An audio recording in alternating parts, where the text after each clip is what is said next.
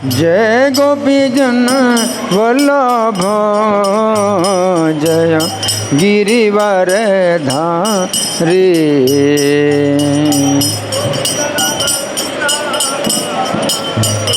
जय गिरिवर जय यशोदनंदन जय ब्रज जन रंजन।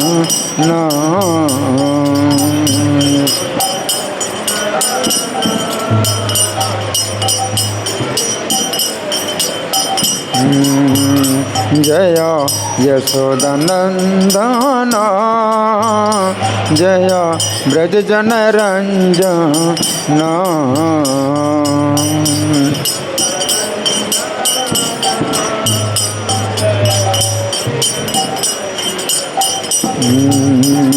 जय यमुना तीर बनचारी जय कुंज बिहारी।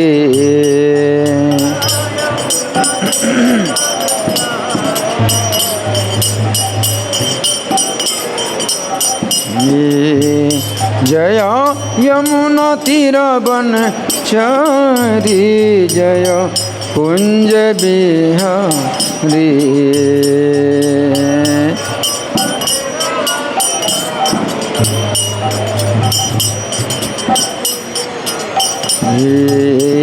जय राधा माधव जय कुंज बिहारी।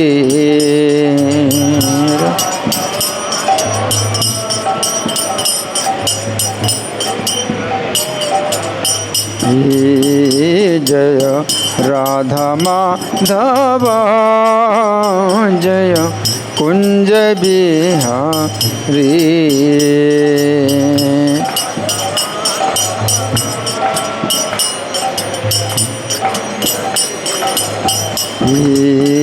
निताई गौर हरि बोल हरि बोल हरि बोल हरि बोल।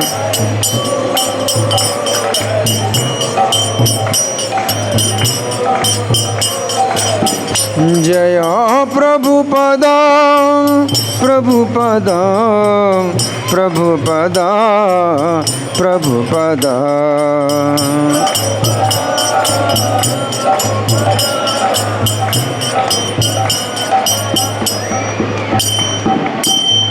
सब लोग कृपा करके घुटनों पर बैठें और माथे को ज़मीन में लगाएं।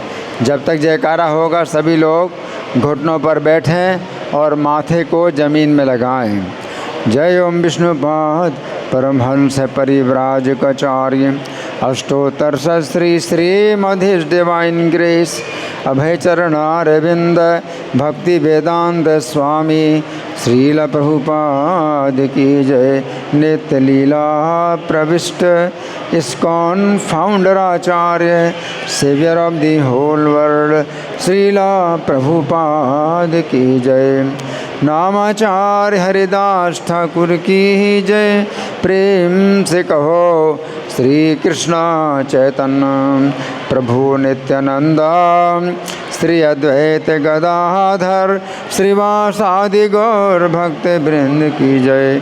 श्री श्री राधा पार्थ सारथी ललिता विशाखा गोप गोपिका श्याम कुंड राधा कुंड गिरि गोवर्धन की जय।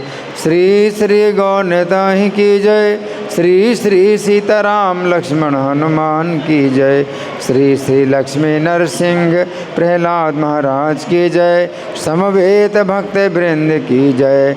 अनंत कोटि वैष्णव वृंद की जय। इस्कॉन वर्तमानाचार्य वृंद की जय। श्री हेरा पंचमी महामहोत्सव की जय। गौर प्रेमानंदे all glories assembled devotees, all glorious assembled devotees, all glorious assembled devotees, all glory to Sri Guru and Gauranga। बहुत बहुत धन्यवाद। तो आप लोग जानते हैं आज बहुत विशेष दिन है। आज कोई विशेष दिन है? हेरा पंचमी है। क्या है? हेरा पंचमी है। ये हेरा पंचमी ये कहाँ मनाया जाता है और क्या होता है, कौन बताएगा? हाँ जी, जगन्नाथपुरी। हाँ हाँ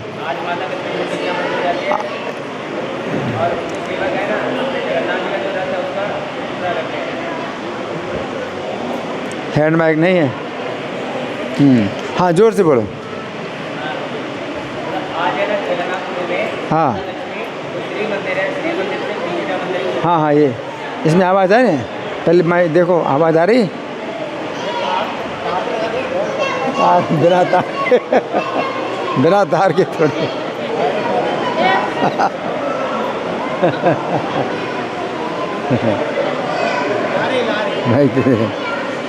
तो आज के दिन बातें नहीं, बातें नहीं, बातें नहीं, बातें नहीं, बिल्कुल शांत। जिनको बातें करना है बाहर जाइए, बातें बिल्कुल नहीं, बिल्कुल शांत। जिनको सुनना है वो यहाँ पर बैठेंगे और जिनको नहीं सुनना है वो बाहर जा सकते हैं। हाँ जी, अब बोलो। जो माता लक्ष्मी है वो श्री मंदिर से गुंडीचा मंदिर की तरफ जाती है। आज के दिन माता लक्ष्मी श्री मंदिर से गुंडीचा मंदिर की तरफ जाती हैं। हाँ, क्योंकि भगवान जगन्नाथ जब गुंडीचा मंदिर जाते तो उनसे बोल दिया जाता कि अगले दिन में आ जाना। भगवान जगन्नाथ जब अपने मंदिर से गुंडीचा मंदिर जाते हैं तो लक्ष्मी को बोल दिया था कि अगले दिन आ जाएंगे। हाँ जी, नहीं आते तो माता नाराज़गी लग जाती है वहाँ पे। और जब जगन्नाथ जी अगले दिन नहीं आए, अगले से अगले दिन भी नहीं आए, उससे भी अगले दिन नहीं आए, 5वां दिन है ये पंचमी का, मतलब 5वां दिन है। देखिए, अगले दिन बोले थे लेकिन 5वां दिन हो गया, 5वां दिन हो गया और भगवान नहीं आए तो लक्ष्मी जी को क्या आएगा? गुस्सा आएगा। तो गुस्सा आना चाहिए कि नहीं आना चाहिए? गुस्सा आना चाहिए, गुस्सा, है ना? तो लक्ष्मी जी को गुस्सा आता है और जब गुस्सा आती है, गुस्सा आता है तो लक्ष्मी जी क्या करते हैं? उनके जो सेवक है वो क्या करते हैं? रथ तोड़ देते हैं। जो जगन्नाथ जी, हाँ, रथ तोड़ देते हैं। लक्ष्मी जी आती हैं अपने पूरे दासियों के साथ में, हैं, और अपना जो है पूरा अधिकार जताते हैं, और जगन्नाथ जी का रथ भी तोड़वा देते हैं, रथ को तोड़वा देती हैं। क्यों रथ को तोड़वा देती हैं? जिस रथ के द्वारा जगन्नाथ जी गए और वापस नहीं आ रहे हैं वो रथ बेकार है, किस काम का? जिस रथ में बैठ करके जगन्नाथ जी लक्ष्मी को छोड़ करके चले गुंडीचा मंदिर, अब वापस नहीं आ रहे तो रथ फिर किस लिए? रथ की कोई ज़रूरत नहीं है, रथ इसलिए तोड़वा देते हैं, है ना? तो इस प्रकार से लक्ष्मी जी जो है अपना क्रोध प्रकट करती हैं, लेकिन ये क्रोध जो है ये प्रेम का है, ये प्रेम का रूपांतर है। भौतिक संसार में जो गुस्सा आता है, काम, क्रोध, गीता में भगवान ने कहा है काम एस क्रोध एस रजोगुण समुद्भवा। ये काम, हाँ, काम वासना और क्रोध है, रजोगुण से उत्पन्न हुआ। महासनो महापापमा, ये जो है बहुत इसकी मांग होती है, बहुत मांग होती है और बहुत पापी है। ये काम क्रोध जो रजोगुण से पैदा होता है इसकी बहुत ज़्यादा मांग होती है। महासनो महापापमा, महापापी है। विद्य नाम ही मेरे नाम, इसको तुम मेरी जानो। तो भौतिक संसार में जो गुस्सा आता है, काम वासना और क्रोध, ये रजोगुण से उत्पन्न होता है। जब अर्जुन ने पूछा भगवान से कि पाप, मनुष्य पाप क्यों करता है और ना चाहते हुए भी पाप करता है, जैसे कोई बलपूर्वक पाप में लगा आता हो, तो भगवान बताते हैं कि जो रजोगुण से उत्पन्न काम और क्रोध है तो यही जो है बहुत पापी है और इसी को शत्रु समझो। ये पाप में लगा देता है, व्यक्ति को पाप कराता है। लेकिन लक्ष्मी जी का जो क्रोध है ये रजोगुण से पैदा नहीं हुआ, रजोगुण से पैदा नहीं हुआ। कहाँ से पैदा हुआ? प्रेम से, प्रेम के कारण। जगन्नाथ जी के प्रति उनका जो है जो प्रेम है, तो प्रेम में भी क्रोध उत्पन्न होता है और वो जो क्रोध है वो प्रेम का ही रूप है, और इस क्रोध से भी भगवान प्रसन्न होते हैं। जब ये क्रोध भी जो है माता लक्ष्मी प्रकट करती हैं तो भगवान उस क्रोध से भी प्रसन्न होते हैं, क्योंकि भगवान कैसे हैं? भावग्राही जनार्दना। भगवान भाव ग्रहण करते हैं, है ना। ये नहीं कि गुस्सा देखा है, गुस्सा कर रहे हैं, गुस्सा कर रहे हैं। गुस्सा तो करना ही नहीं चाहिए, ऐसा कहते हैं ना भाई, गुस्सा तो कभी करना ही नहीं चाहिए, ऐसा कहा जाता है। लेकिन ऐसी बात नहीं है। गुस्सा जो है रजोगुण से उत्पन्न होता है।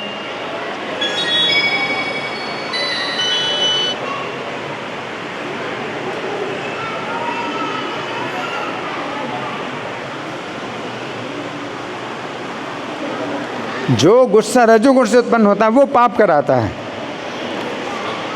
लेकिन गुस्सा सत्वगुण से भी उत्पन्न होता है, सत्वगुण से भी उत्पन्न होता है गुस्सा, है तो वो पाप नहीं कराता, वो गुस्सा आवश्यक होता है।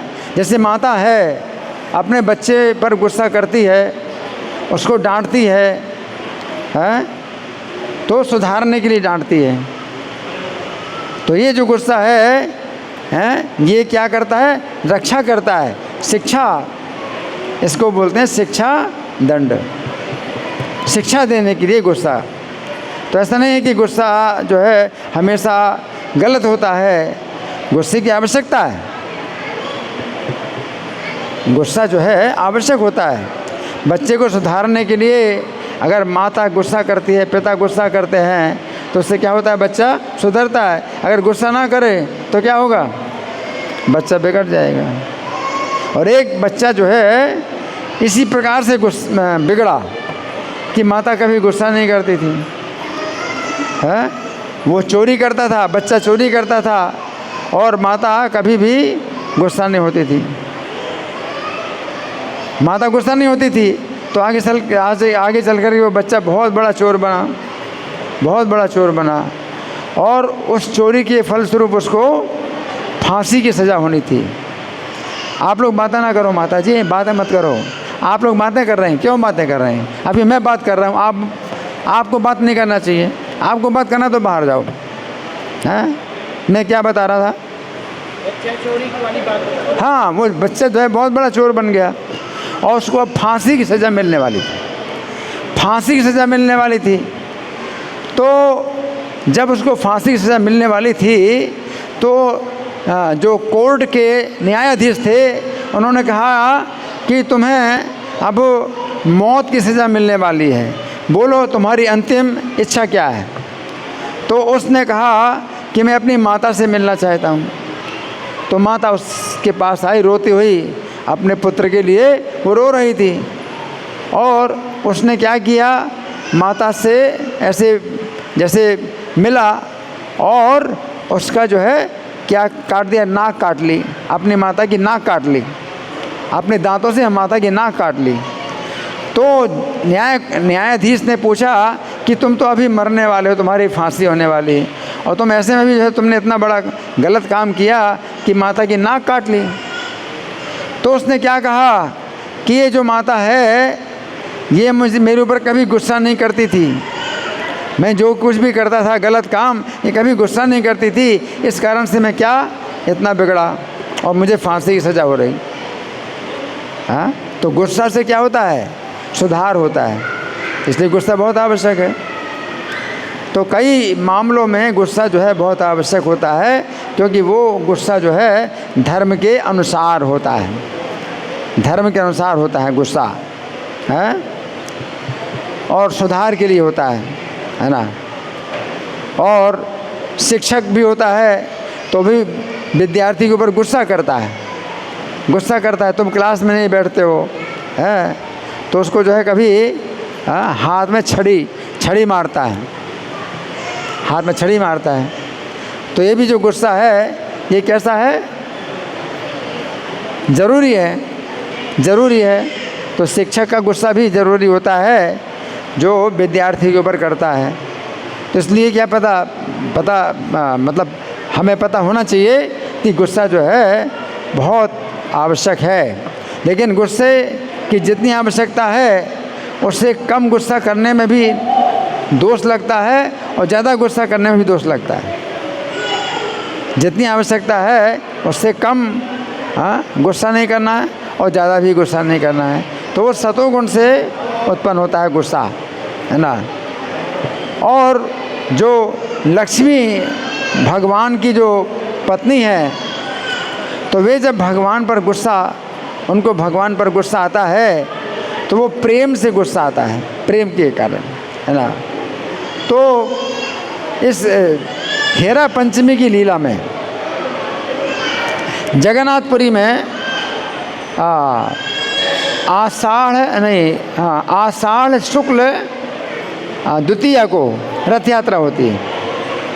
आषाढ़ शुक्ल द्वितीया को रथ यात्रा होती है, और इसमें एक बात ये भी है कि भगवान जगन्नाथ को लक्ष्मी जी से झूठ बोलना पड़ता है, झूठ बोलना पड़ता है लक्ष्मी जी से।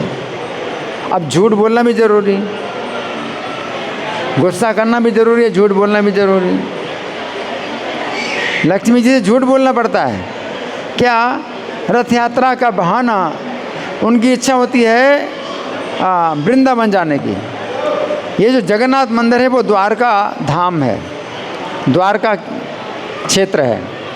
तो भगवान द्वारका क्षेत्र में रहते हैं, तो साल भर में भगवान जो है अपने जगन्नाथ मंदिर में रहते हैं, द्वारका क्षेत्र में रहते हैं, और लक्ष्मी जी के साथ में वो जो है पूरा ऐश्वर्य का भोग करते हैं। परंतु उनकी साल में एक बार इच्छा होती है वृंदावन जाने की, साल में एक बार होती है इच्छा वृंदावन जाने की। और वो इच्छा कैसी होती है? बहुत तीव्र इच्छा होती है। उनकी इच्छा होती है बहुत तीव्र कि अब जो है वो जाना चाहते हैं और रुकना नहीं चाहते, जाना चाहते हैं, रुकना नहीं चाहते, है ना।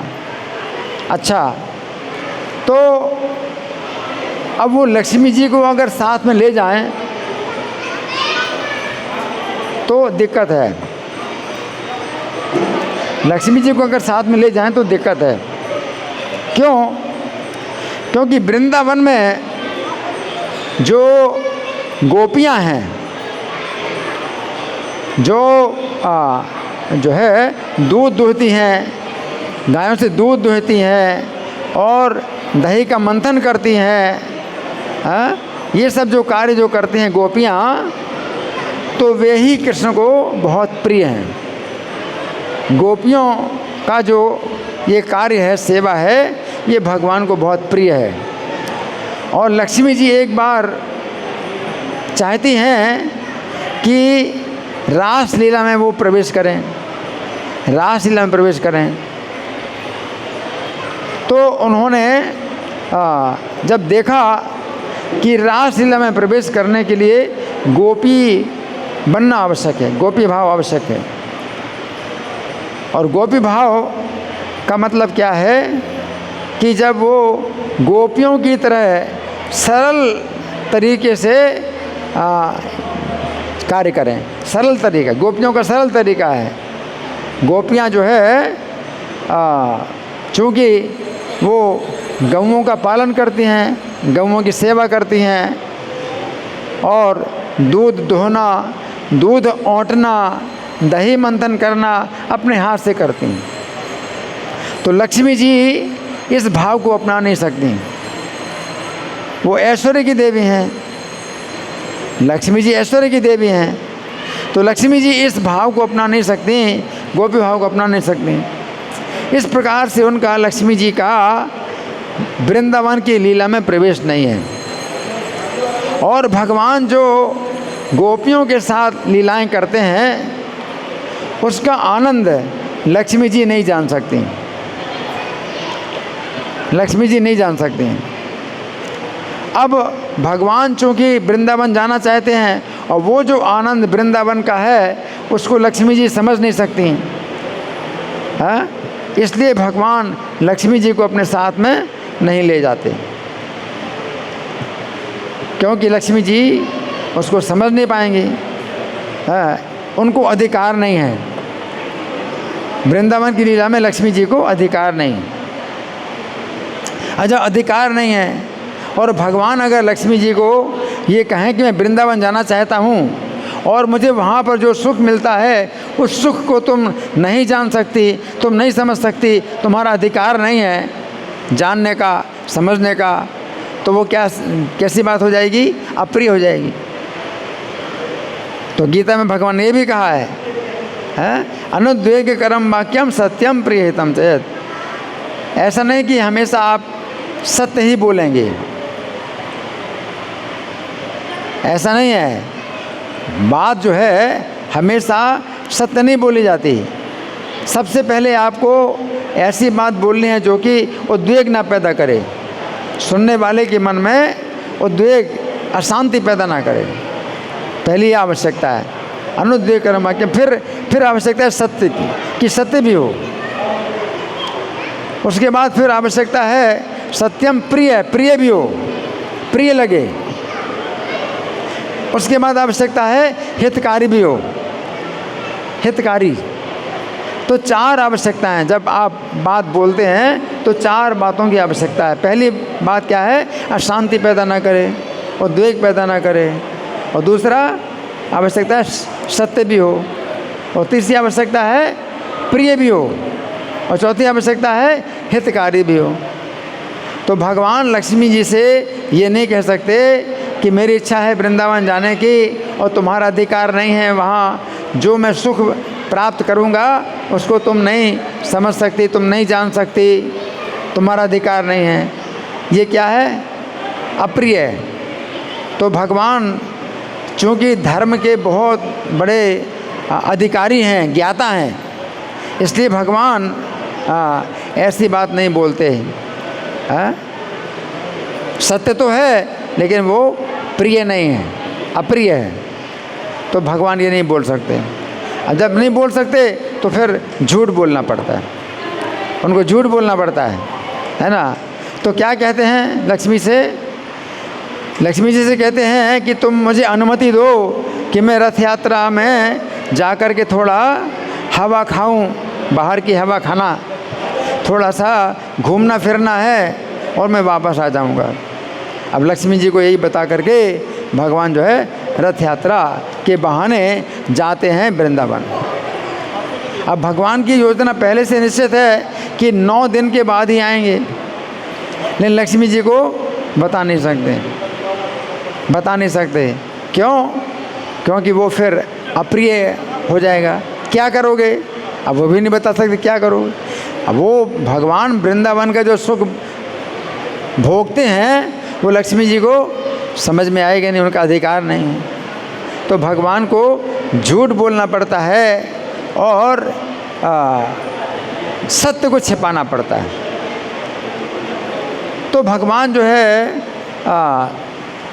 ये आषाढ़ शुक्ल द्वितीया को रथ यात्रा के बहाने जाते हैं और गुंडीचा मंदिर में, वो वृंदावन क्षेत्र है, गुंडीचा मंदिर जो है वृंदावन क्षेत्र है, तो वहाँ पर भगवान जो है विराजमान हो जाते हैं और वहाँ के वृंदावन के जो ब्रज की गोपियाँ हैं उनके साथ लीलाएं करते हैं। तो उसका जो रहस्य है, उस सुख का जो महात्म्य है वो लक्ष्मी जी नहीं जानती। अब लक्ष्मी जी नहीं जानती और लक्ष्मी जी को भगवान ने आश्वासन दिया कि आज के दिन वापस आ जाऊंगा और अगर आज के दिन नहीं आए तो कल तो ज़रूर वापस आ जाऊंगा। अब इतना तो बोला कि आज नहीं तो कल वापस आ जाऊंगा। तो आज वापस नहीं आए तो लक्ष्मी जी ने कहा ठीक, कोई बात नहीं, कल आ जाएंगे। और कल भी गुजर गया, वापस नहीं आए। फिर उसके अगले दिन भी वापस नहीं आए। उसके अगले दिन 5वां दिन हो गया, 5वां दिन हो गया है। तो एक दिन में वापस आना था, वही 5 दिन हो गए। तो लक्ष्मी जी को गुस्सा आता है। अच्छा अब देखो, उनका जो गुस्सा है वो भी उचित है, लक्ष्मी जी का गुस्सा भी उचित है, क्योंकि लक्ष्मी जी का कार्य है भगवान को सुख पहुंचाना। लक्ष्मी जी जो है ये भगवान की विशेष शक्ति हैं जो कि भगवान की सेवा में रहती हैं और उनको सुख पहुंचाती हैं, है ना। और वहाँ ब्रज वृंदावन में लक्ष्मी जी नहीं जान सकती कि भगवान को क्या सुख मिलता है, गोपियों की संगति में उनको क्या सुख मिलता है, लक्ष्मी जी नहीं जान सकती। तो लक्ष्मी जी को इस बात का क्रोध होता है कि वे मेरी सेवा को छोड़ करके, मेरी सेवा को छोड़ करके, हाँ, मैं जो सुख उनको देती हूँ उसको छोड़ करके वृंदावन में कौन सा सुख पा रहे हैं। तो गुस्सा इसी बात का है कि आप जो है सुख जो कि आप भोगता हैं, परम भोगता हैं, आप सुख भोगने वाले हैं, वहाँ वृंदावन में तो आपको क्या सुख मिल रहा है और यहाँ का सुख भी आपने छोड़ दिया। इस मामले में आप बड़े अनाड़ी हैं, आप कई मामलों में चतुर हैं, बहुत चतुर हैं, चतुर शिरोमणि, परंतु इस मामले में आप क्या हैं, अनाड़ी हैं बिल्कुल। हाँ तो लक्ष्मी जी को इस कारण से गुस्सा आता है कि वहाँ वृंदावन में आपको कौन सा सुख मिल रहा है जो कि यहाँ का सुख छोड़ करके आप वहाँ चले गए। तो भगवान लक्ष्मी जी के गुस्सा का आदर करते हैं, उनके गुस्से का आदर करते हैं, है ना। और लक्ष्मी जी जो है अपना गुस्सा दिखाती हैं, तो अपना गुस्सा दिखाती हैं तो अपना जो है जितना भी ऐश्वर्य है, बहुत जो है शोभा सजावट और उनकी बहुत सी दासियाँ, उनके बहुत से सेवक, वो सब जो है ले करके और पालकी में सवार होकर के और जगन्नाथ मंदिर से यानी द्वारका क्षेत्र से आती हैं वृंदावन क्षेत्र में, गुंडीचा मंदिर में आती हैं, गुंडीचा मंदिर में आती हैं, है ना। और वहाँ पर जो है अपना जो गुस्सा है वो उतारती हैं। अब किसके ऊपर उतारें? गुस्सा तो आता है पति के ऊपर, पति के ऊपर गुस्सा आता है, लेकिन बस पति के ऊपर तो गुस्सा नहीं उतार सकती, तो सेवकों के ऊपर गुस्सा उतारती, अपना गुस्सा उतारती सेवकों के ऊपर। जगन्नाथ जी के जो सेवक हैं तो उनका तो कोई दोष नहीं है। लक्ष्मी जी जो है को जब गुस्सा आए तो किसके ऊपर उतारेंगी? सेवकों के ऊपर। तो यही तरीका होता है गुस्सा उतारने का। तो लक्ष्मी जी की जो दासियां हैं वो जगन्नाथ जी के सेवकों को बंदी बनाती हैं, बांधती हैं और लक्ष्मी जी के चरणों में गिराती हैं और उनके ऊपर दोष लगाती हैं कि तुम लोग जो है हमारे पति को जो है ले गए हो और तुमने हमारे पति को वापस नहीं किया, तुम लोग बड़े चोर हो। चोरी का जो है अभियोग लगाया। अब उन सेवकों की क्या गलती? सेवकों की क्या गलती? वो तो सेवा में हैं? लेकिन लक्ष्मी जी जो है उनके ऊपर चोरी का अभियोग लगाती हैं, है ना। तो पति के द्वारा अगर कोई अन्याय होए तो पत्नी जो है फिर अपना गुस्सा जो है सेवकों के ऊपर उतारती हैं। तो सेवकों को जो है बांधा जाता है, लक्ष्मी जी के सामने जो है प्रणाम करवाया जाता है और स्वीकार कराया जाता है कि तुम लोग स्वीकार करो कि तुम लोग क्या हो, लक्ष्मी जी के साथ अन्याय कर रहे हो। और वो सेवक लोग जो है लक्ष्मी जी के सामने जो है आश्वासन देते हैं कि हाँ माता, हम जगन्नाथ प्रभु को कल ही आपके पास पहुंचा देंगे। लेकिन उनको झूठ बोलना पड़ता है। अब सेवकों को झूठ बोलना पड़ता है और सेवकों का तो कोई अधिकार ही नहीं है, वो कैसे लाएंगे जगन्नाथ जी को। और जगन्नाथ जी की योजना पहले से है 9 दिन वहाँ रहने की। तो इस प्रकार से लक्ष्मी जी शांत होकर के चली जाती हैं और रथ भी तुड़वा देती हैं, रथ को तुड़वा देती हैं। तो आज की जो लीला है वो इस प्रकार की है, हेरा पंचमी की, है ना। तो लक्ष्मी जी जो है विशेष रूप से भगवान की सेवा में रहती हैं और 9 प्रकार की जो भक्ति है, 9 प्रकार की भक्ति है। पहली भक्ति है श्रवण, दूसरी कीर्तन, तीसरी स्मरण, चौथी पाद सेवनम और 5वीं अर्चनम, 6वीं बंदनम, 7वीं दास्यम, 8वीं सख्यम और 9वीं आत्मनिवेदनम। 9 प्रकार की भक्तियों में से जो पाद सेवनम भक्ति है वो लक्ष्मी जी का जो है उसमें नाम आता है।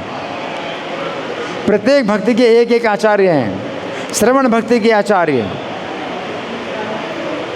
वो हैं जो कि एकमात्र श्रवण भक्ति में ही लगे रहे और उन्होंने जीवन की पूरी सफलता प्राप्त कर ली। वो कौन है? हैं? परीक्षित महाराज। केवल सुन करके उन्होंने और कोई काम नहीं किया, श्रीमद् भागवत सुना सुखदेव गोस्वामी से और उन्होंने वैकुंठ प्राप्त कर लिया। ठीक है।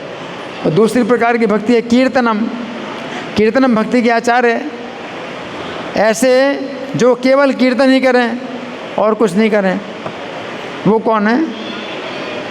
हैं? जो केवल है नारद जी? नहीं, नारद जी तो कीर्तन भी करते हैं और सेवा भी और दूसरी प्रकार की भक्तियाँ भी करते हैं, श्रवण भी करते हैं।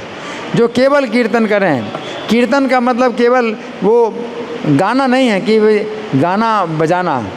कीर्तन का मतलब है जैसे मैं अभी जो बोल रहा हूँ ये कीर्तन है, आप श्रवण कर रहे हैं, मैं कीर्तन कर रहा हूँ।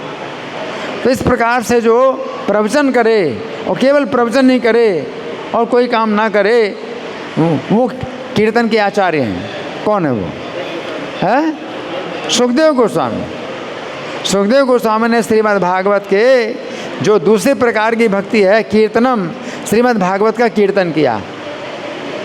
उसमें कोई वो नहीं था कि करताल और मृदंगा बजाया जाए, नहीं, ऐसा कुछ नहीं है। जैसे मैं बोल रहा हूँ तो इसमें करताल मृदंग कुछ नहीं है, ना गाया जाता है।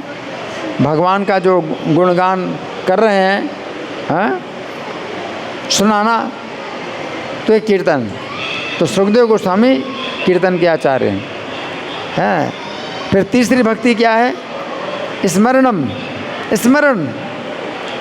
स्मरण भक्ति के एक ऐसे आचार्य हैं जो कि केवल स्मरण भक्ति करके ही उन्होंने भगवान को प्रसन्न किया।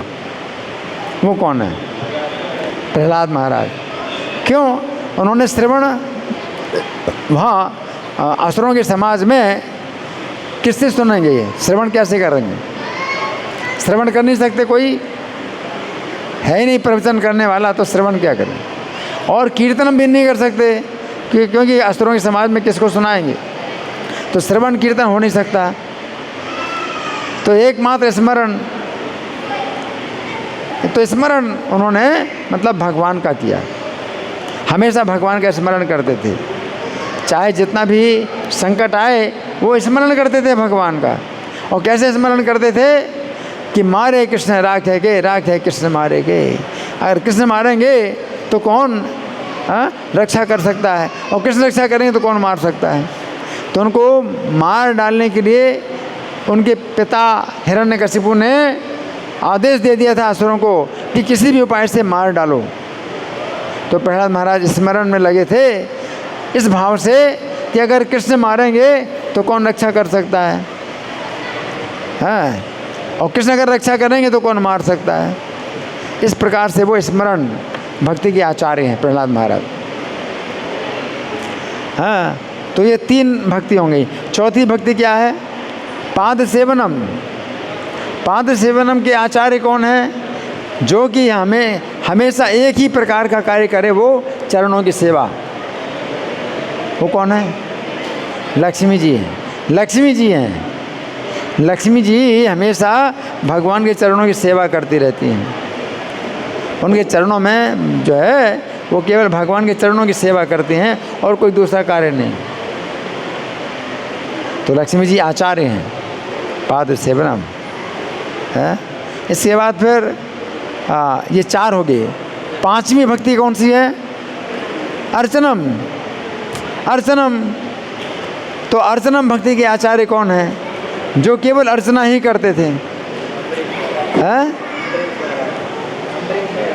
अम्बरीश महाराज। अम्बरीश महाराज तो सभी प्रकार की भक्ति करते थे।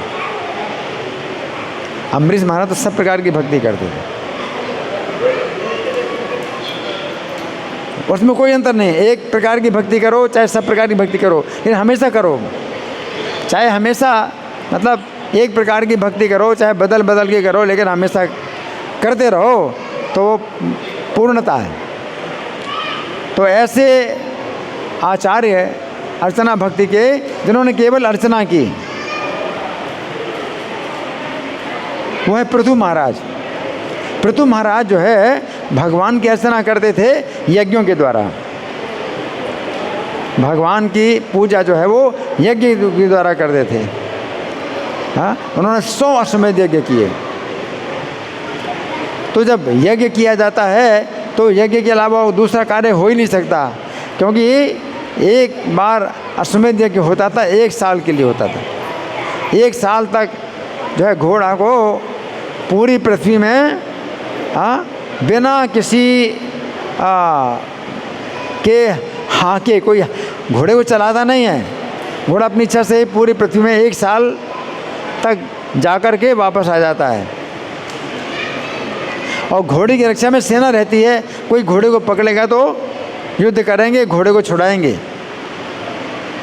लेकिन घोड़े को चलाते कुछ नहीं, घोड़ा छोड़ देते हैं, फिर अपने आप घोड़ा दूसरे स्थानों में जाता है और 1 साल में उसी दिन वहीं पर आता है जहाँ से छोड़ा गया था। तो बड़ी चिंता रहती है। तो पृथु महाराज अर्चन भक्ति के आचार्य हैं। अर्चना भक्ति के आचार्य कौन है? पृथु महाराज अर्चना किया है ना। और उनको जो है 100वां अश्वमेध यज्ञ में इंद्र ने जो है बड़ी बाधा डाली। घोड़े को चुरा लेता, बार बार उनके घोड़े को चुरा लेता। तो पृथु महाराज ने चाहा इंद्र का वध कर दें। तो उनके जो आचार्य लोग थे, यज्ञ कराने वाले आचार्य, उन्होंने कहा कि आप तो अभी उसमें यज्ञ में लगे हैं तो आप युद्ध नहीं कर सकते, लेकिन आप कहो तो हम इंद्र को हवन कुंड में डाल दें। मंत्रों की शक्ति से इंद्र को हवन कुंड में डाल देंगे, इंद्र को नष्ट हो जाएगा। लेकिन फिर जब ब्रह्मा जी आए, पृथु महाराज को समझाया कि नहीं नहीं ऐसा मत करो, आपको क्या ज़रूरत है 100 यज्ञ पूरे हो जाएं। अगर 100 यज्ञ पूरे नहीं हुए तो भी आपको कुछ अंतर नहीं पड़ता, क्योंकि आपको तो इंद्र का पद चाहिए नहीं। तो पृथु महाराज ने फिर उस यज्ञ को बंद कर दिया, है ना।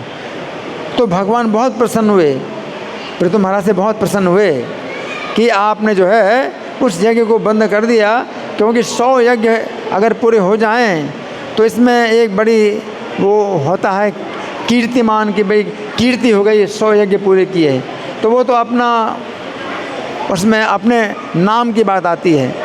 तो पृथु महाराज ने अपने नाम की चिंता ना की, 100 यज्ञ पूरे नहीं हुए कोई बात नहीं। तो भगवान बहुत प्रसन्न हुए। तो भगवान जो है इसी बात पर प्रसन्न होते हैं कि कोई व्यक्ति जो है भगवान का जो है आदेश का पालन करता है तो वो भी भगवान की पूजा होती है। भगवान के आदेश का पालन करे तो वो भी भगवान की पूजा होती है। तो इस तरह से अर्चन विधि के आचार्य हैं पृथु महाराज। अर्चनम तो कितनी हो गई भक्ति? अर्चनम 5, अब 6वीं है वंदनम, वंदना भक्ति। तो वंदना भक्ति के एक ऐसे आचार्य हैं जिन्होंने केवल वंदना करके ही भगवान को प्राप्त किया। वो कौन है? अक्रूर जी हैं। अक्रूर जी ऐसे आचार्य हैं जो केवल वंदना करके ही उन्होंने भगवान को प्राप्त किया, है ना। तो वो घटना क्या है? जब उन्होंने तीव्र वंदना की भगवान की, जब कंस ने उनको भेजा मथुरा से वृंदावन, कृष्ण बलराम को ले आओ। अब कृष्ण बलराम को ले आओ तो कंस ने आदेश दिया था अक्रूर जी को कृष्ण बलराम को ले आओ। तो अक्रूर जी अब कृष्ण बलराम को लेने जा रहे हैं और कंस ने कहा था कि कृष्ण बलराम को ले आओ ये बता करके कि मामा कंस जो है आपको बुला रहे हैं, वो अपना धनुष यज्ञ कर रहे हैं मथुरा में, तो धनुष यज्ञ में शामिल होने के लिए बुला रहे हैं। और कंस की योजना क्या है? कृष्ण बलराम को मरवा डालना। तो अक्रूर जी जो है इस षड्यंत्र में शामिल हो गए। क्या? कि कृष्ण बलराम को ये कह कर के लाना है कि आपके मामा कंस जो है जो धनुष यज्ञ कर रहे हैं उसमें उन्होंने आपको बुलाया है, और जबकि कंस उनको हत्या करेगा, उनकी किसी प्रकार से भी धोखे बाजी के साथ में हत्या करेगा। तो अक्रूर जी क्या सोच रहे हैं? अक्रूर जी क्या सोच रहे हैं कि जितने भी असुर मथुरा से गए वृंदावन, और कृष्ण के हाथों मारे गए, वैसे मैं भी जा रहा हूँ। पूतना कृष्ण को मार डालने के लिए आई, लेकिन दिखा रही थी कि वो बड़ी माता है कृष्ण की और स्तन पिलाएगी, और भाव क्या था मार डालने का। तो वैसे तो मैं भी जा रहा हूँ। अक्रूर जी क्या सोच रहे हैं, जैसे पूतना गई थी तो कृष्ण को दिखाने के लिए मैं कृष्ण को स्तन पिलाऊंगी अपना, और भावना क्या है, हत्या करने की। तो वैसे तो मेरी भावना है, मैं भी ऐसा ही हूँ। मैं भी कृष्ण बलराम को जो है बुलाने आया हूँ कि मथुरा में चलो, महाराज कंस जो है आपको बुला रहे हैं, और जबकि वहाँ उनकी हत्या करानी, कृष्ण बलराम की हत्या करानी। तो जैसे पूतना गई थी और फिर वापस नहीं आई, मतलब उसको उसका विनाश हो गया, उसी प्रकार से मैं भी जा रहा हूँ तो मेरा भी विनाश हो जाएगा। तो अक्रूर जी जो है पूरे रास्ते भर बहुत तीव्रता से वंदना करते रहे कि हे कृष्ण, मैं भी उसी प्रकार से अघासुर, बकासुर, जितने भी असुर मथुरा से वृंदावन आए, उसी प्रकार से मैं भी जा रहा हूँ आपके वृंदावन में, उसी प्रकार से मैं भी वैसा ही हूँ, लेकिन आप जो है मेरी रक्षा करना। तो ये जो है भाव उनकी जो है बहुत तीव्र भाव था, वंदना, उसको कहते हैं वंदना, कि हालांकि मैं भी उसी कार्य में शामिल हूँ, कंस की योजना में भी शामिल हूँ कि जितने भी असुर हैं वो कृष्ण को मारने के लिए वृंदावन में गए थे। बस अंतर केवल ये है कि पूतना आई थी कृष्ण को मार डालने के लिए, और अघासुर, बकासुर ये सब कृष्ण को मार डालने के लिए आए थे। तो मैं कृष्ण को मार डालने के लिए तो नहीं जा रहा हूँ, लेकिन कृष्ण को मरवाने के लिए तो जा रहा हूँ। तो क्या अंतर हुआ, अघासुर, बकासुर कृष्ण को मार डालने के लिए आए थे मथुरा से वृंदावन, और मैं मथुरा से वृंदावन जा रहा हूँ कृष्ण को मार डालने के लिए नहीं, बल्कि कृष्ण को मरवा डालने के लिए। तो उनकी वंदना हृदय में बहुत तीव्र थी कि मेरी मजबूरी को आप समझ करके मुझे आप विनाश नहीं करना, मेरा विनाश नहीं करना, मेरी रक्षा करना। तो वंदना कि मैं ऐसी मजबूरी में फंसा हूँ कि मुझे ये कार्य करना पड़ रहा है, जबकि मैं ये कार्य नहीं करना चाहता। तो मैं वैसा नहीं हूँ। वो कृष्ण से प्रार्थना कर रहे थे कि पूतना, अघासुर, बकासुर जैसे आपको मार डालना चाहते थे, वैसे मैं नहीं हूँ, मैंने आपको मार डालना चाहता, लेकिन योजना में तो शामिल हूँ। तो मेरी मजबूरी को समझ करके आप मुझे रक्षा कर देना, मेरी रक्षा कर देना, मैं मजबूर हूँ। तो ये वंदना भक्ति के आचार्य कौन है, अक्रूर जी। मतलब कृष्ण के शत्रु के रूप में, कृष्ण के शत्रु का कार्य कर रहे हैं। अक्रूर जी को इसीलिए भेजा था कंस ने कि वो जो है तुम यादव हो और कृष्ण भी यादव हैं, तो तुम्हारी बात पर विश्वास करके कृष्ण आ जाएंगे। अगर मैं किसी और को भेजूंगा तो कृष्ण विश्वास नहीं करेंगे, तुम्हारा विश्वास कर लेंगे, क्योंकि तुम यादव हो और यादव उन्हीं के ही जाति के हो, यादव जाति के हो। तो अक्रूर जी वंदना कर रहे थे कि हे कृष्ण, मैं आपके साथ में धोखेबाजी करने के लिए आ रहा हूँ, परंतु आप जानते हैं, आप अंतर्यामी हैं, आप सब जानते हैं कि मैं धोखेबाजी आपके साथ करने आया हूँ, और आप ये भी जानते हैं कि मैं धोखेबाजी करना नहीं चाहता, मुझे मजबूर किया गया है, मजबूर किया गया है।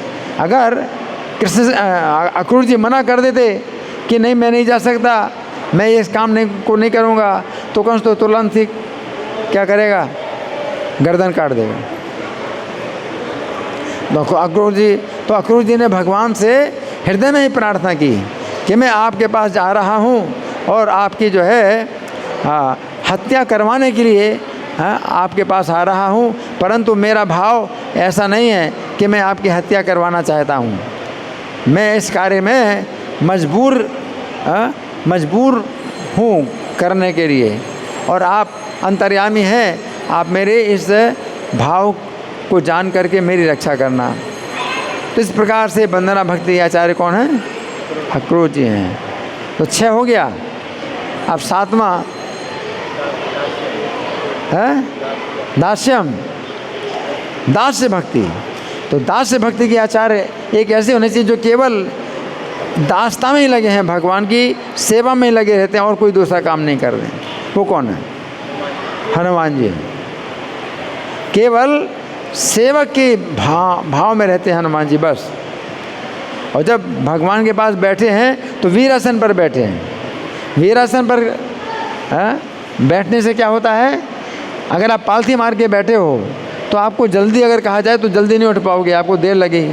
पालथी मार के बैठे, अब वीरासन पर बैठे हैं तो देर नहीं लगती, तुरंत खड़े हो जाते। वीरासन पर बैठने का मतलब क्या है कि फिर जैसे ही खड़े होना है तो तुरंत आप खड़े हो सकते हैं, उसमें देर नहीं लगेगी। और बाकी जितने भी आपके आसन हैं, पालथी मार के बैठे हो तो इसमें आपको खड़े होने में देर लगेगी। तो हनुमान जी वीरासन पर क्यों बैठे हैं? जैसे ही आदेश मिले श्री राम का कि ये काम करना है, तुरंत तैयार। तो ये वीरासन पर बैठे हैं। तो हनुमान जी दास्य भक्ति के आचार्य हैं। अर्चनम वंदनम दास्यम। फिर 7 हो गया। 8वां क्या है? सख्यम, सखा भाव। हमेशा भगवान के प्रति अपनी मित्रता की भावना रखना। तो उसके आचार्य कौन है? अर्जुन है। अर्जुन सखा भाव के आचार्य हैं। कृष्ण के प्रति हमेशा उनकी सखा भावना रहती है कि मेरे मित्र हैं। इसलिए जब भगवान का विश्वरूप दर्शन किया अर्जुन ने, तो अर्जुन ने फिर मतलब ये कहा, सखेति मत्वा प्रसभम यतोक्तम, हे कृष्ण हे यादव हे सखेति। आपको सखा मान करके मैंने आपको हमेशा यही बोला, क्या? हे कृष्ण हे यादव हे सखा। है? जबकि दूसरे भक्त लोग बोलते हैं तो कैसे बोलते हैं? हे देवेश, हे जगन्निवास, हे चक्रपाणी, आपके नामों से पुकारते हैं। हे जगन्नाथ, हे जगदीश। आपका कृष्ण नाम बहुत कम बोलते हैं और ये नाम ज़्यादा बोलते हैं आपकी महिमा के, जिसमें मतलब बोध होता है। आपकी महिमा का बोध होता है। जैसे भक्त वत्सल, भगवान का नाम एक है भक्त वत्सल, और भगवान का नाम है कृपा सिंधु, है? और अनंत, अनादि अनंत, ऐसे भगवान के नाम हैं। तो अर्जुन ने कहा, मैंने कभी आपको ऐसे नहीं बोला, मैंने आपको कभी भी ऐसे नहीं बोला। दया सिंधु, करुणा सिंधु, भक्त वत्सल, ऐसे नहीं बोला। हमेशा कैसे बोला? हे कृष्ण हे यादव हे सखे। तो अर्जुन क्या कहते हैं? आपको सखा मान करके मैंने जो है आपको बलपूर्वक अपने जिद के कारण आपको ऐसे ही बोला, हमेशा कभी भी ऐसे नहीं बोला। हे देवेश हे जगन्निवास, हे चक्रपाणी, ऐसे नहीं बोला कभी। तो मुझे क्षमा कराइए। अर्जुन कहते मुझे क्षमा करिए। और भगवान कहते क्षमा क्या करूं, ये तो तुम सख्य भक्ति के आचार्य हो। सख्य भाव भी एक भक्ति है, तो इसमें तुम क्षमा क्यों मांग रहे हो? तुम्हारा तो बहुत बड़ा गुण है कि तुम मेरे सखा हो। तो अर्जुन सख्य भक्ति के आचार्य हैं। हमेशा कृष्ण के प्रति उनकी क्या रहती है? सखा भावना रहती है। तो कृष्ण के साथ में हमेशा सोना, कृष्ण के साथ में खाना, कृष्ण के साथ में हमेशा चलना फिरना, घूमना फिरना, है ना। तो सख्य भक्ति, तो ये है कितनी भक्ति हो गई? 8 हो गई। सख्यम, अर्चनम वंदनम दास्यम सख्यम। 9वीं भक्ति क्या है? आत्मनिवेदनम। आत्मनिवेदनम का मतलब क्या है? कि अपना संपूर्ण जो है जीवन समर्पित कर दिया जाए भगवान की सेवा में। आत्मनिवेदनम। तो ऐसा कोई आचार्य इस भक्ति का आचार्य है जिसने केवल यही कार्य किया और कोई कार्य नहीं किया, इसी से ही उन्होंने भगवान को प्रसन्न किया। वो कौन है? बलि महाराज हैं। बलि महाराज असुरों के राजा हैं। असुरों के राजा हैं तो देवताओं से युद्ध भी करते हैं। तो देवताओं से युद्ध करना तो ये अपने आप में क्या है, भगवान के विरुद्ध है। क्योंकि देवताओं के शत्रु जो होते हैं वो भगवान के भी शत्रु होते हैं, क्योंकि भगवान देवताओं के रक्षक हैं। तो बलि महाराज का जो है भक्ति में और कोई जो है योगदान नहीं है। लेकिन जिस समय वो यज्ञ कर रहे थे और उस यज्ञ में जब वामन भगवान आए, उन्होंने कहा 3 पग भूमि चाहिए, और बलि महाराज ने 3 पग भूमि का संकल्प कर दिया। और जो 2 पग में उन्होंने जो है तीनों लोक नाप लिए, पृथ्वी और अंतरिक्ष और स्वर्ग, तीनों लोक नाप लिए 2 पग में। अब 1 पग पूरा करना है, तो भगवान कहते हैं अब 1 पग तुम पूरा कैसे करोगे, तुम्हारे ऊपर तो असत्य का बहुत बड़ा दोष लग रहा है। तो बलि महाराज कहते हैं नहीं, मेरे ऊपर असत्य का दोष नहीं लग रहा, मैं आपका 1 पग भी पूरा करूँगा। तो बलि महाराज ने क्या कहा कि मेरी पूरी संपत्ति, तीनों लोग आपने नापे 2 पग में, तो मेरी पूरी संपत्ति से ज़्यादा मेरी कीमत है कि नहीं। आपके पास चाहे 1000 करोड़ की संपत्ति हो, लेकिन उससे ज़्यादा कीमत आपकी है ना। अपनी जीवन की रक्षा के लिए आप 1000 करोड़ भी छोड़ सकते हो। 1000 करोड़ की कीमत कुछ भी नहीं है आपके जीवन की तुलना में। तो बलि महाराज कहते हैं मैं अपना जीवन आपको समर्पण करता हूँ, और वो 2 पग से ज़्यादा हो गया। मुझे तो आपका 1 पग देना है ना, 1 कदम, तो 1 कदम से ज़्यादा क्या 2 कदम से भी ज़्यादा है मेरा जीवन, तो मैं अपना जीवन आपको समर्पण करता हूँ। तो क्या हो गया, वो भक्ति हो गई। सत्य की रक्षा के लिए उन्होंने ये कार्य किया।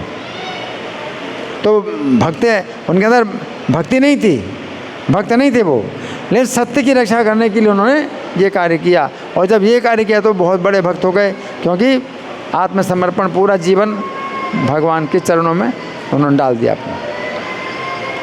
तो इस तरह से 9 भक्ति के जो आचार्य हैं अलग अलग हैं, उनमें से जो 4थी प्रकार की भक्ति है क्या है, पाद सेवनम, उसके आचार्य हैं लक्ष्मी जी। तो वो लक्ष्मी जी हैं वो जो कि आज क्रोध कर रहे हैं भगवान के ऊपर, है ना। तो उनको क्रोध करने का भगवान अधिकार देते हैं। जब भगवान अपने भक्तों को क्रोध करने का अधिकार देते हैं तो उस अधिकार के अनुसार जब भक्त क्रोध करते हैं तो भगवान प्रसन्न होते हैं। जैसे माता यशोदा भगवान के ऊपर क्रोध करती हैं और भगवान को ऊखल से बांध देती हैं, तो भगवान क्या नाराज़ होते हैं? नहीं, माता यशोदा को उन्होंने क्रोध करने का अधिकार दिया है। वो माता हैं, भगवान की माता हैं। और भगवान ने जो है क्या किया था, वो सब तोड़ दिया था, दही का जो बर्तन है वो सब तोड़ दिया था, है ना। तो फिर माता जो है उनको बांधती हैं, है ना। तो माता को जो है भगवान ने पूरा अधिकार दिया, और माता के अंदर भाव यही है कि अगर मैं नहीं बांधूंगा तो कृष्ण जो चंचलता करेंगे तो ये जो है क्या होगी, बदनामी होगी। कृष्ण का जो है सुधारना है, तो अपने बालक को सुधारने के लिए तो भगवान स्वयं माता यशोदा के सामने अपने को बालक के रूप में प्रस्तुत करते हैं, और वो ये दिखाते हैं कि अगर तुम मुझे नहीं सुधारोगी तो मैं सुधर नहीं सकता। कृष्ण का यही भाव है कि कृष्ण को जो है माता जब तक नहीं सुधारेगी तब तक सुधरेंगे नहीं। तो माता जो है उनको बांध देती हैं उखल से, उखल से बांध देती हैं। तो ये जो क्रोध है, ये भी क्रोध क्या है, भगवान को प्रसन्न करने वाला है। माता को जो क्रोध आ रहा है इस बात से आ रहा है कि कृष्ण का जो है ये जो स्वभाव है ये चोरी करने का है और चंचलता करने का है और नुकसान करने का स्वभाव है, तो ये जो है बदलना चाहिए, बदलना पड़ेगा। तो कृष्ण के स्वभाव को बदलने के लिए वो बांध देती हैं। तो 5 साल की अवस्था तक बच्चे के ऊपर हाथ का प्रहार नहीं करना चाहिए। 5 साल के बच्चे के ऊपर तमाचा नहीं मारना चाहिए, घूंसा नहीं मारना चाहिए, थप्पड़ नहीं मारना चाहिए, क्योंकि वो समझ नहीं सकता। तो 5 साल की अवस्था में क्या, अगर उसको बांध देते हैं तो वो सोचता रहे कि हाँ मुझे क्यों बांधा, उसके दिमाग में आती बात की मैंने क्या गलती की थी। तो इस तरह से वो अपनी गलती को समझ पाता है। तो माता यशोदा ने कृष्ण को जो है जब बांधा तो वो भी माता को अधिकार दिया था भगवान ने कि तुम मुझे बांधो और जैसी आवश्यकता हो वैसा क्रोध करो मेरे ऊपर। तो माता यशोदा जो है इस प्रकार से जो करती हैं तो वो भगवान की प्रसन्नता के लिए। तो जो लक्ष्मी है माता जो है भगवान के ऊपर क्रोध करती हैं तो उसमें ज़रा भी लक्ष्मी माता का दोष नहीं है, वो प्रेम का ही एक रूप है। तो सामान्य लोग इस बात को नहीं समझ पाते। सामान्य लोग कहते भाई गुस्सा तो करना ही नहीं चाहिए, गुस्सा कभी नहीं करना चाहिए, ऐसा बोलते हैं। लेकिन ऐसा नहीं है, गुस्सा जो है हमेशा आवश्यक होता है, गुस्से की हमेशा आवश्यकता पड़ती है। लेकिन हाँ कितनी मात्रा में गुस्सा करना है और कितनी मात्रा में नहीं करना है। जैसे बच्चे के ऊपर गुस्सा कर रहे हैं तो बच्चे के ऊपर हाथ से प्रहार नहीं करना है, केवल ऐसे ही आप बांध दोगे तो उतने से ही बच्चे को समझ आएगा कि हाँ मैंने गलती की है, तो प्रहार नहीं करना। तो इस तरह से जो है जो क्रोध है ये भी भगवान की सेवा में लगाया जाता है। धन्यवाद। श्री हेरा पंचमी महा महोत्सव की जय, श्रील प्रभुपाद की जय। हरे कृष्णा।